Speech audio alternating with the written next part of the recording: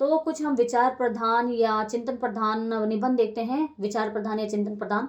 तो सबसे पहले हम देखेंगे हरिशंकर परसाई। हरिशंकर परसाई जो है पसर कर बैठ जाते हैं। क्यों बैठ जाते हैं? क्योंकि 1963 में उनके दिन फिर जाते हैं। और बैठते कहाँ हैं? बैठते हैं पगडंडियों के जमाने पर 1966 में। और सदाचार का ताबीज पहनते हैं 1967 में। जब सदाचार का ताबीज पहनते हैं तो 1970 में ऐसे लोगों से मुझे भी शिकायत होती है। क्यों शिकायत होती है? क्योंकि 1970 में ये ठिठुरते हुए गणतंत्र को छोड़कर अपनी अपनी बीमारी को देखने लग जाते हैं 1972 में। और जब अपनी अपनी बीमारी को देखने लग जाएंगे तो ऐसे में जो है, इसीलिए वैष्णव की फिसलन होगी 1967 में। जब वैष्णव की फिसलन होगी तो विकलांग श्रद्धा का दौर भी होगा 1980 का।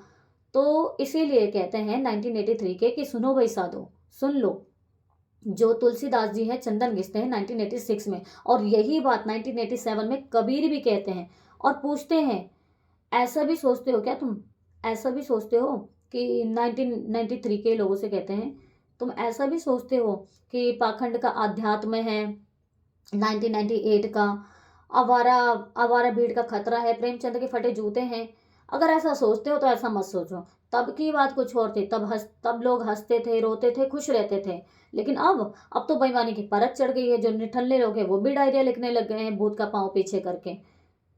तो ये थी हमारी हरिशंकर परसाई की। अब देख लेते हैं श्रीलाल शुक्ल। जो श्रीलाल शुक्ल है, श्रीलाल शुक्ल कहते हैं कि जैसे ही अंगद का पांव पड़ा 1958 में, वैसे ही लोग यहाँ से वहां जाने लगे 1970 में।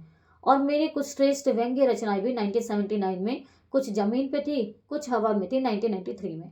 इसलिए आओ कुछ देर बैठ लें 1995 में, क्योंकि अगली शताब्दी का जो शहर है 1996 का, वे खबरों की जुगाली है 2005 की, 2006 सॉरी।